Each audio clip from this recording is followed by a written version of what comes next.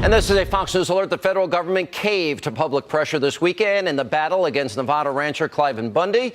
And they released about 400 of his cattle that they had seized last week. But questions still remain tonight about whether the standoff is really over. What's going to happen next? Still with me, our Nevada rancher Cliven Bundy and his two sons, Amon and Ryan.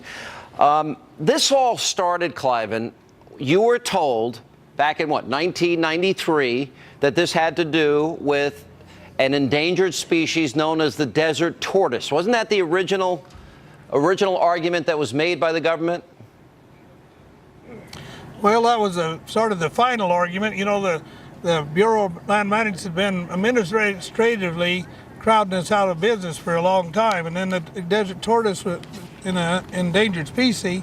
As an endangered species, they decided they could whip us there, and they did whip 52 of my neighbors. There's 52 ranchers in Clark County, and there was a lot of ranchers west of us towards the Pacific Ocean, across the Mojave Desert. They're all gone now, and I was the last man standing until a couple of days ago. Yeah, all right, but the point is that was an excuse that they made originally, and then it evolved into a big showdown. And one has to question why the showdown. Now, you argue that this is state land, and the governor even said that the Bureau of Land Management went overboard. The government's claiming it's federal land. What's your reaction to what they say?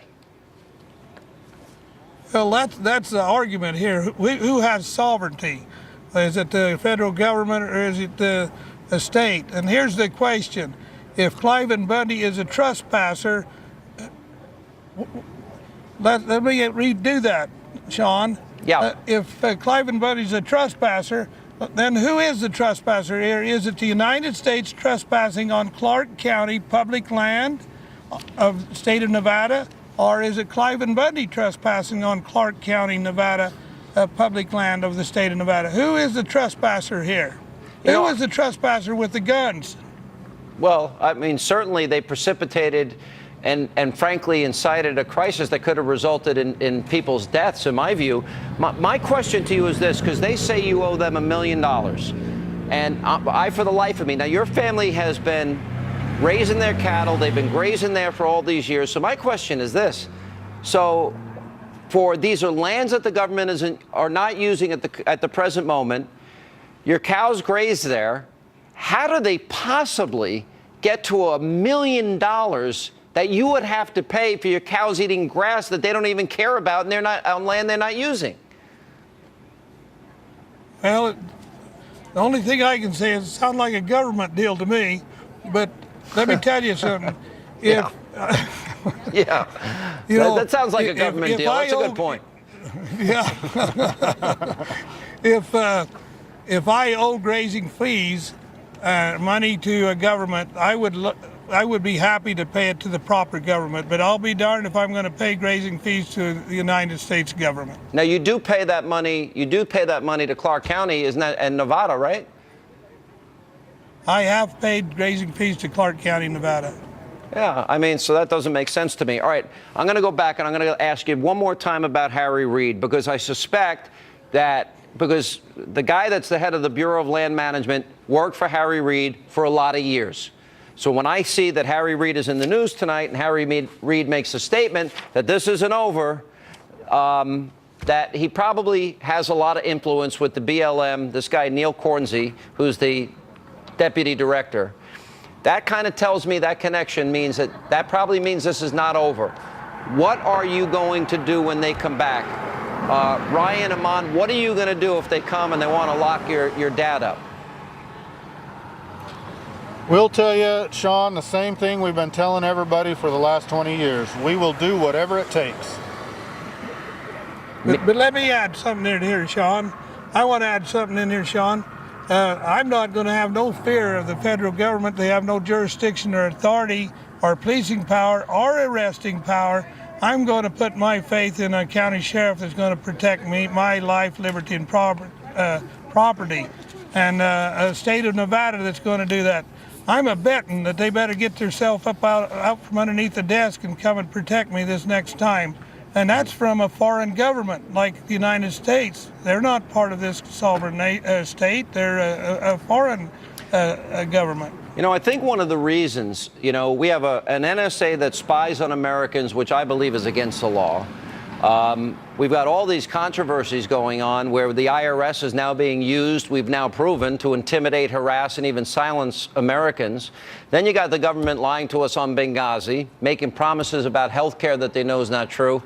Have you thought about why you think your case has resonated so much with the American people? Because to me, it's almost like a tipping point that people are fed up to hear with the government pushing people around, and I think your case just became a rallying point. Have you thought about it at all? Have you thought why your case got so much attention?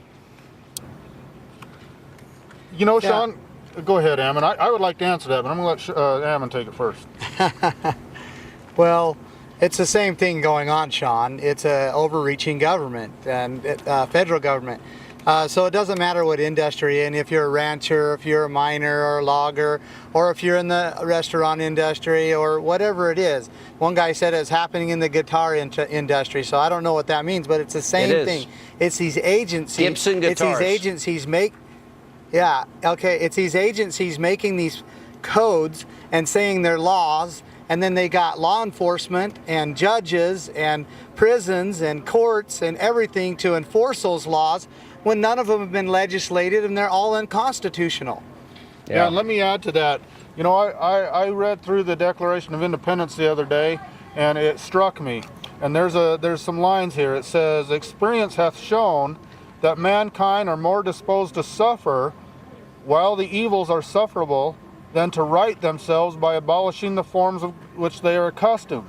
That is what the message is. That is why people resonate with us so much. It's not about our little band of cattle. It's not about our family. It's because they are experiencing the same suffering that we are.